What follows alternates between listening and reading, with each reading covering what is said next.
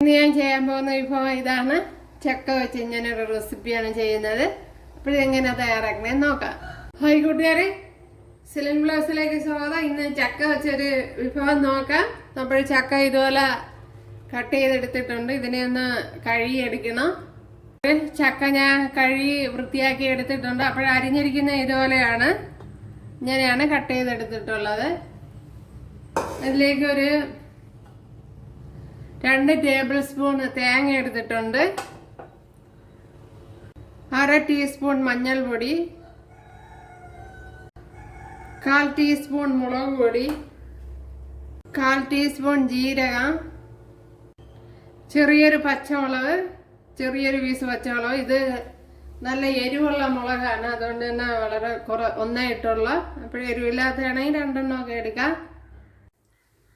ശകലം കറി ലീവ്സ് ഇട്ട് കൊടുത്തിട്ടുണ്ട്. ഒരു 2 കൊച്ചുള്ളി ഇട്ട് കൊടുക്കാം. അതുപോലെ 2 അല്ലി വെളുത്തുള്ളി.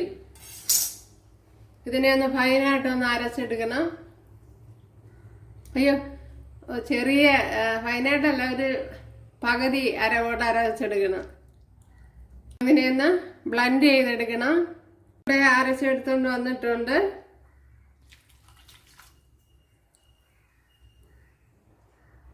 ഉപ്പിട്ട് കൊടുക്കാം. ഒരു ലോ ഫ്ലെയിമിലൊന്ന് അടച്ചു വയ്ക്കാം.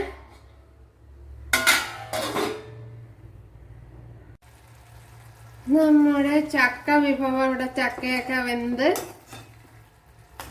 കുഴഞ്ഞൊക്കെ വന്നിട്ടുണ്ട്, കണ്ടല്ലേ. ഞാനിപ്പം നല്ലതുപോലെ ഉടച്ചൊന്നും എടുത്തില്ല, അല്ലാതെയാണ് ഇരിക്കണേ.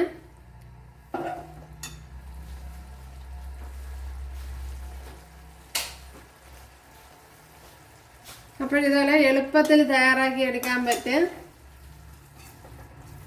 നല്ല ടേസ്റ്റും ഉണ്ട്. അപ്പോൾ നല്ല ചക്കയാണെങ്കിൽ നല്ല ടേസ്റ്റ് കിട്ടും.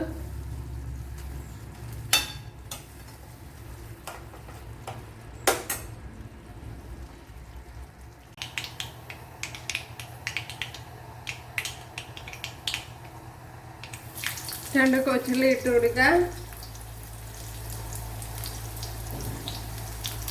ഇട്ട് കൊടുക്കുക. പച്ചമുളക് ഇട്ട് കൊടുക്കുക. ഒരു വെളിച്ചെണ്ണയൊക്കെ ഓരോരോ താല്പര്യം പോലെ എടുക്കുക. ഞാൻ ഇപ്പം വളരെ കുറച്ചേ എടുത്തുള്ളൂ. ഒരു വളരെ എളുപ്പത്തിൽ ഇതുപോലെ തയ്യാറാക്കി എടുക്കുക.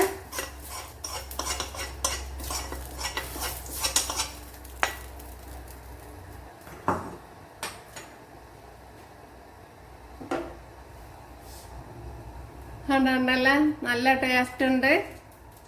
അപ്പോഴെല്ലാവരും ചെയ്ത് നോക്കുക. ഇഷ്ടമായാൽ സബ്സ്ക്രൈബ് ചെയ്യുക, എനിക്കിത് സപ്പോർട്ടാവും. അപ്പോഴടുത്തൊരു വീഡിയോ ആയിട്ട് കാണാമെന്ന് പറഞ്ഞുകൊണ്ട് എല്ലാവർക്കും താങ്ക്സ്.